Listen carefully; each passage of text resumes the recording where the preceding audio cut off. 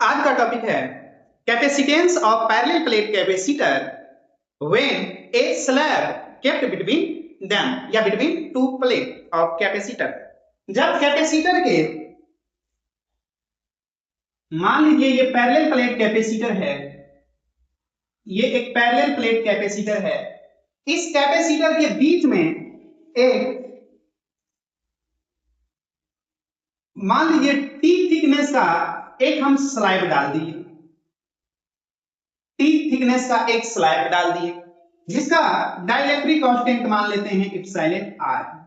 इसको डाल दिए, तब ये जो पैरेलल प्लेट कैपेसिटर था, ये पैरेलल प्लेट कैपेसिटर था, इसका कैपेसिटेंस क्या होगा वही आज हम फाइंड आउट करने वाले हैं। मान लीजिए ये जो पैरेलल प्लेट कैपेसिटर था, इसके बीच का डिस्टेंस, दोनों कैपेसिटर, दोनों प्लेट है जो कैपेसिटर के, इसके बीच का डिस्टेंस हम डी लेते हैं और डाइलेक्ट्रिक स्लैब जो हम डाले हैं बीच में, इसका थिकनेस हम टी ले लेते हैं।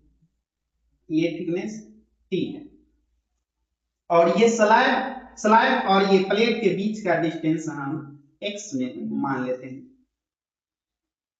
तो ये डिस्टेंस कितना होगा? ये होगा d में से कितना x प्लस t घटा दीजिए, या d में से x माइनस t घटा दीजिए। यही डिस्टेंस क्या हो जाएगा? यही डिस्टेंस ये हो गया। ये कितना हो गया? ये d minus x minus T. यहां का इलेक्ट्रिक फील्ड E मान लेते हैं। यहां का इलेक्ट्रिक फील्ड क्या हो जाएगा? E upon epsilon r। और यहां का इलेक्ट्रिक फील्ड फ्री स्पेस और E कितना होता है इलेक्ट्रिक फील्ड? लिख लेते हैं। E कितना होता है?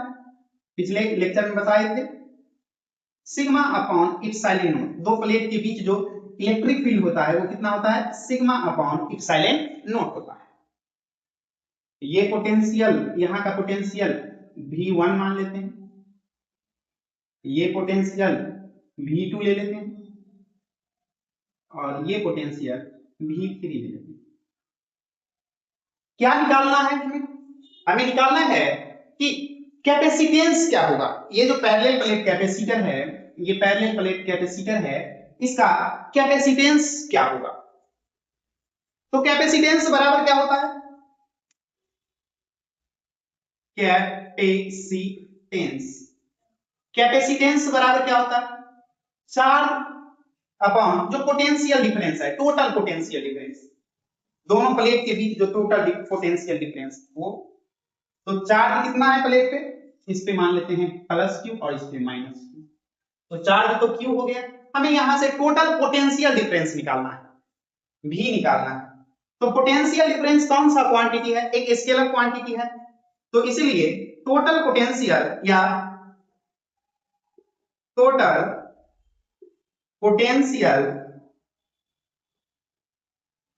डिफरेंस बिटवीन प्लेट या टोटल पोटेंशियल डिफरेंस भी कितना होगा? पोटेंशियल डिफरेंस एक स्केलर क्वांटिटी है, इसलिए टोटल निकालना होगा। तो V1 plus V2 plus V3 हो जाएगा। यहां से V1 plus V2 plus V3। V1 कितना हो जाएगा?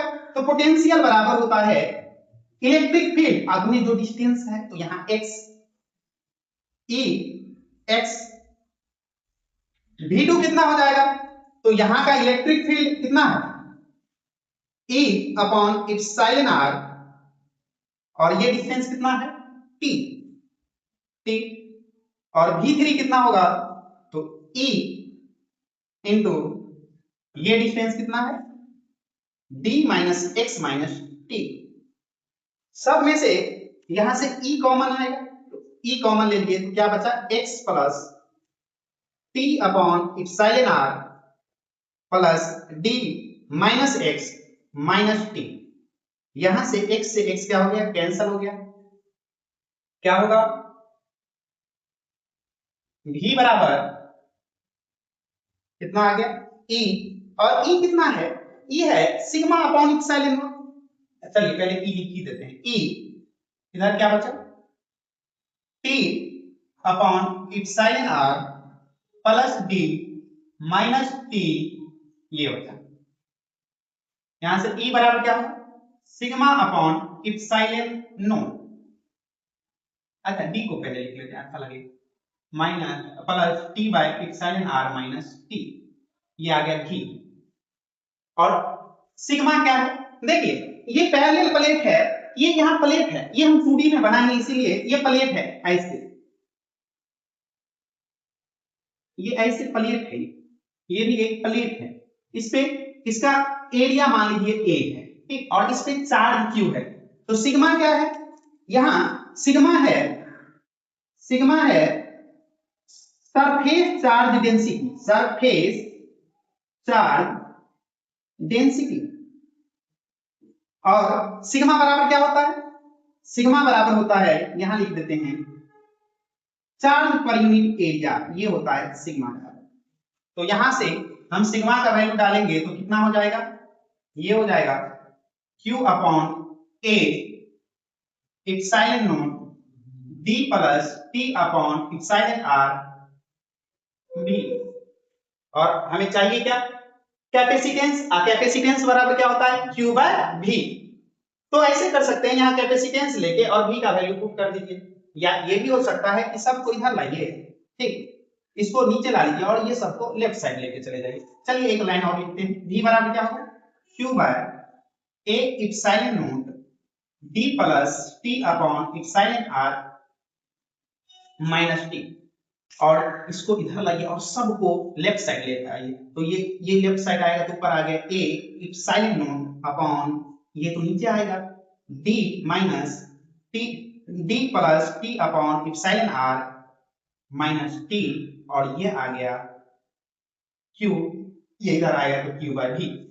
और जानते हैं Q बाय V को क्या कहते हैं, Q बाय V को क्या कहते हैं, कैपेसिटेंस। तो यही क्या आ गया, यही आ गया C, कैपेसिटेंस। तो यहां से C बराबर क्या आ गया, तो C बराबर आया A epsilon not upon D plus T epsilon R minus T, यही आ गया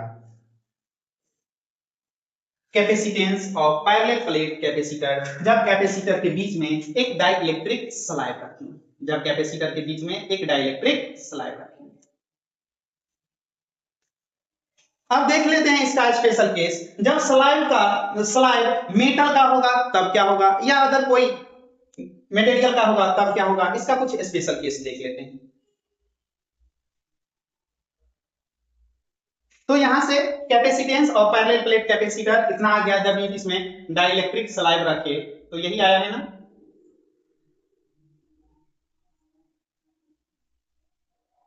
मान लीजिए ये पहले सी बराबर कितना आया लिख लीजिए, तो A epsilon not upon D plus T upon epsilon R minus T, यही आया है कैपेसिटेंस। मान लीजिए जो डाइइलेक्ट्रिक स्लाइड डाले हैं उसका थिकनेस D के बराबर हो, या ये पहले ये मान लेते हैं, मान लीजिए जो डाइइलेक्ट्रिक स्लाइड डाले हैं, ये स्लाइड डाले हैं, ठीक, ये स्लाइड का रिफ्रैक्टिव सॉरी डाइइलेक्ट्रिक कांस्टेंट 1 हो, तब क्या होगा,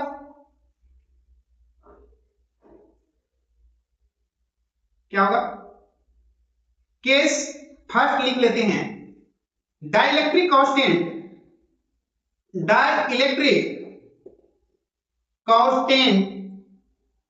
ऑफ स्लैब इज 1, यदि डाइइलेक्ट्रिक कांस्टेंट का वैल्यू कितना हो, 1 हो। कहने का मतलब ये, यदि इसका डाइइलेक्ट्रिक कांस्टेंट का मतलब 1 हो जाए तब क्या होगा, तो देखिए C बराबर हो जाएगा A epsilon not D plus T upon, ये 1 हो गया माइनस T, 1 से डिवाइड करेंगे तो ये T ही हो गया, और T यहां से क्या हो गया, कैंसिल हो गया। तो C बराबर क्या आ गया, C बराबर आ गया A epsilon not upon D।